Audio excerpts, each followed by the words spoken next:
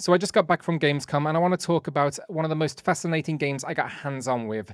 That game is Directive 8020 from Supermassive Games, and if you know their work from Until Dawn, The Quarry and the Dark Pictures anthology, you know they don't mess around when it comes to cinematic horror. Before we do get into it though, do me a favour and hit subscribe. We're a smaller channel covering all things PlayStation, deals, reviews, previews, and honestly, it helps us out a huge amount. Now, Supermassive Games, they are masters of choice-driven horror adventure, but Directive 8020, this might be their most ambitious project yet.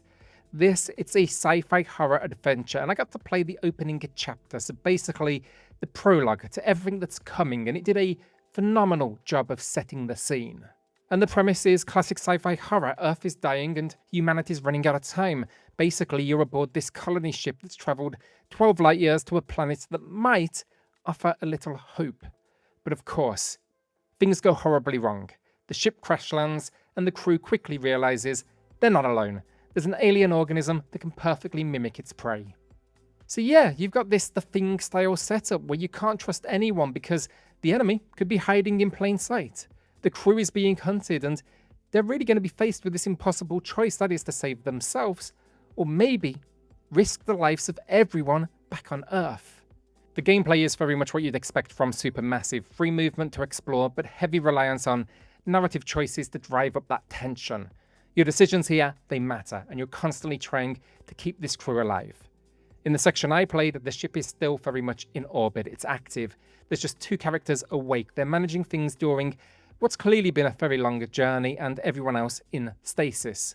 Now, without giving too much away, all hell breaks loose because, of course, there's some sort of collision basically with the ship, and it forces this crew to go outside and investigate.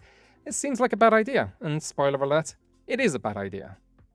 From there, in the prologue, the game slowly starts to reveal its hand. Someone who should, maybe or may not, depending on your decisions, be dead, starts stalking the remaining crew member.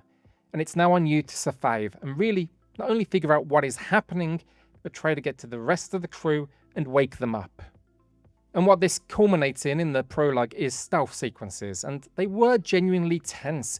You're creeping through this dark spaceship, you're trying to avoid whatever it is or whoever it is that is hunting you, and the atmosphere is just suffocating.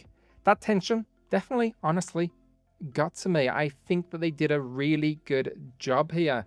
And my early impressions of the gameplay, it feels distinctly like a Supermassive game, you know, that focus on character relationships, meaningful choices, and it just does a good job of building dread through atmosphere rather than cheap jump scares.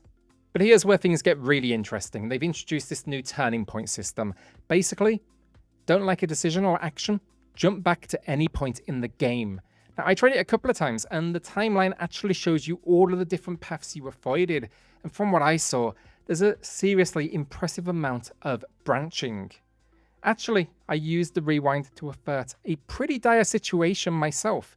One of my crew members was about to get ejected into space, and I realized I'd made the wrong choice. Being able to jump back, see exactly where that decision led, and then explore a completely different path, it is genuinely game-changing. You're not stuck with consequences you didn't fully understand, which makes you more willing to experiment with choices. Now, if you don't like this idea, you can turn it off entirely. So you can play it like a true Supermassive experience. Keep everyone alive, or I guess die trying. Now, with this initial impressions, was there anything that stood out to me as a problem? And not really. The build I played is very much still in development. That's clear from the footage you're seeing on screen right now. The controls maybe felt a little bit clunky, movement specifically, but that's not untypical with Supermassive's experiences, and I'm sure it's going to be polished by release. But I think overall, really impressive. It really got its claws into me, and that's exactly what you want to hear. Now, I do have to be honest as well. When I first saw the trailers with this game, I wasn't completely sold on the visuals, so let's talk about that. Something felt a little uncanny about them, if you know what I mean. But having played it hands-on, I think it's more impressive than I initially gave it credit for. The characters look mostly solid, and the facial animation, it is impressive, even if some expressions at this point feel slightly off. But where this game really shines is the world design. The ship feels fully realized with an incredible level of detail, and honestly, It made me want to explore. I wanted to learn more, not only about humanity's situation, but just the environment itself. It's so impressive. You know, the technology, the way everything's designed, it feels like a lived in space that has this incredible backstory. And when you step outside into space, you go, spacesuit and everything, genuinely impressive.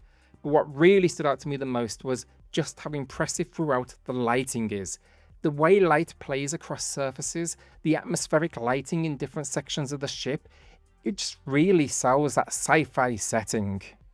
The audio work then as well, particularly strong.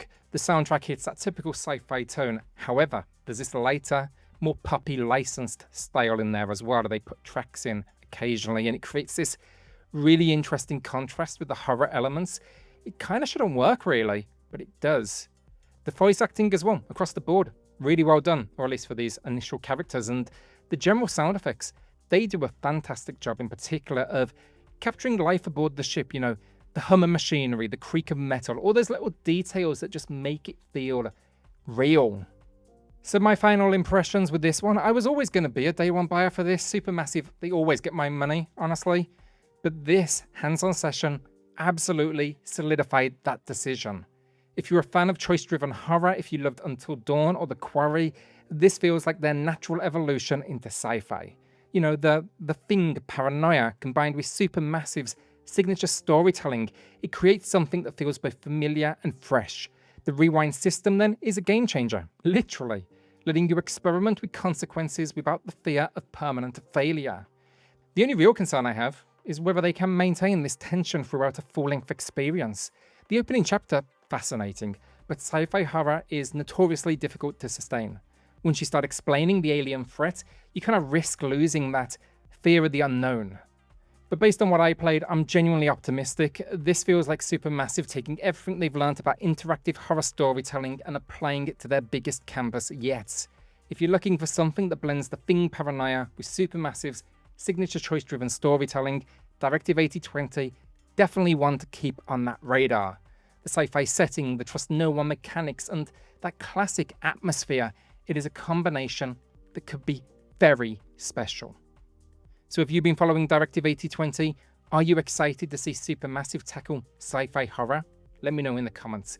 And if you want to see more hands-on coverage from events just like this, that subscribe button genuinely helps us keep making this kind of content. Alright, thanks for watching. I'll see you on the next one. Cheers all.